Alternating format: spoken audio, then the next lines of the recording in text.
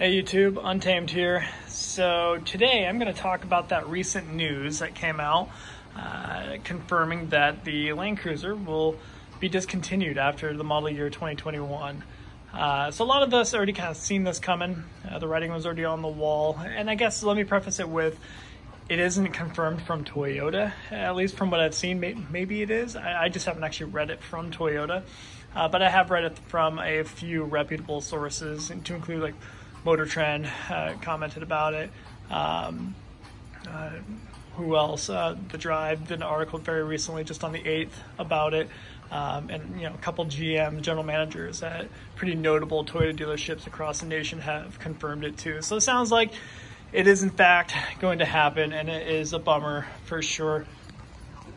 Zook, puppy dog feature. Hey buddy. Hey bud. He always does that. He'll stretch whenever I try to pet him. Anyways, I want to talk about that with you guys and really see what your guys' thoughts were on it. Honestly, I'm a little indifferent on it, and for a couple of reasons. I mean, I think it's a bummer for car enthusiasts at large. I mean, the Land Cruiser is definitely a special vehicle. Obviously, I have a bias too because I bought it for what it is. It's definitely a tank. It's unlike so many other options out there. It's hand-built, over-engineered, and absolutely planned to last 25 years right out of the factory. So it is the flagship SUV from Toyota, and for good reason.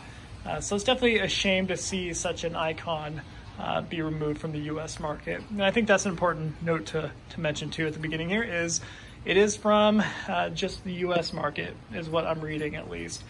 Because when you look at the numbers, it does make sense for Toyota to be making this move.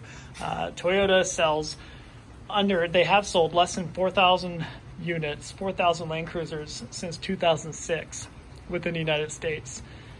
So when you compare that to like nearly any other similar full-size SUV, it is just minuscule comparatively.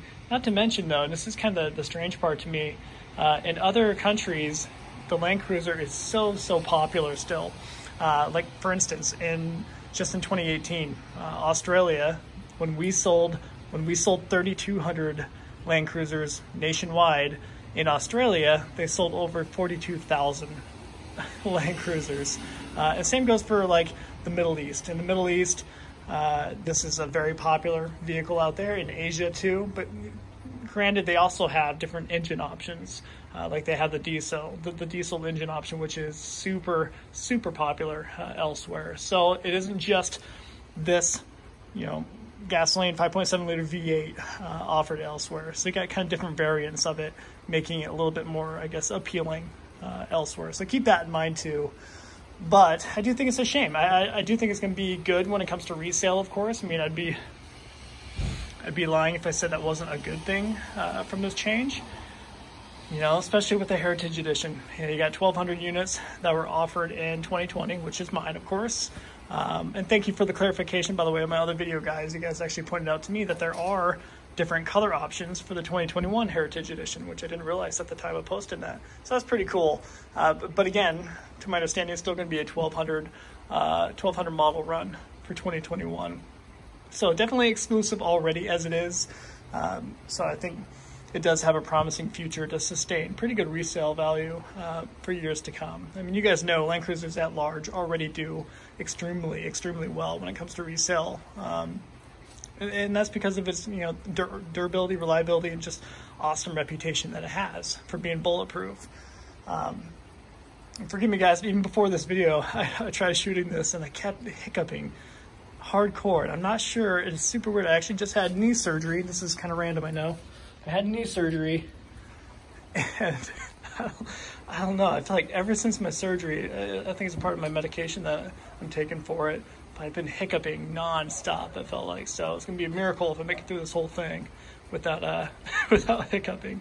But anyways, I want to talk through that. I want to talk through just see what your guys' thoughts were on it. Is it a good thing? Is it a bad thing? I don't know. Like I said, I really am indifferent on it.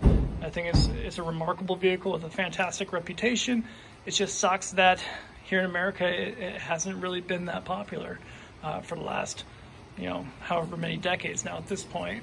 Selling less than 4,000 is abysmal. I mean, it's super low. But I think a lot of that has to do with the fact that Toyota has not invested any money, any money into marketing and advertising this vehicle. You always see a million ads and promotions about the Tacoma, the 4Runner, the Tundra, of course, especially the TRD Pro lineup too. That's like, their sexy lineup, if you will. So you always see promotions and advertisements really pushing them out, but not the case for, their top of the line flagship SUV, which is kind of interesting. So I don't really understand exactly why Toyota did that, but I figured that's just because they do get the numbers, they do get the sales across the globe. So, the one good piece to note is, I say good loosely, is they will be continuing to offer the Lexus LX 570, so that will still continue to be an option for Americans moving forward. And there will be, I believe it's 2023 is when they're actually doing the redesign of the Lexus LX 570. So we'll get a redesign. They'll do away with the 5.7 liter V8 that it shares with the Land Cruiser here. I think they're going to go to the twin turbo 6-cylinder setup. So that will be interesting to see how that turns out, because I know the power plant of these, although terrible fuel economy, that is what drives the reliability. So I'm definitely interested to see how that pans out.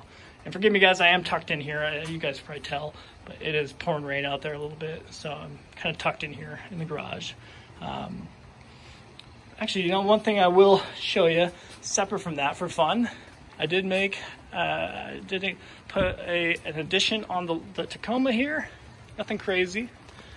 It's raining. So in classic Untamed Motors form, we went and got that backflip tonneau cover. So this is from Line-X, so it's a full Line-X finish. And forgive me, you're not gonna be able to see too well with the rain, of course. And if it's unlocked, it should be. I'll show you, no kidding, how waterproof it is. So this is gonna be the first time I'm seeing it too, for the record.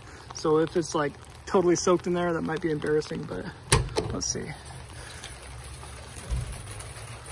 It had been raining all night last night. So yeah, you got some on the sides, for sure. So definitely it could be better, but not bad considering. I'm not too concerned about keeping it dry in here all the time, so it's not a big worry for me, but I can see a lot of people do keep things in the back of their truck that they need to keep dry. So this may not be the option for you guys. I'll show you the little badge here. You've seen it before. It's the same one I had on the Ram that I had. But alrighty.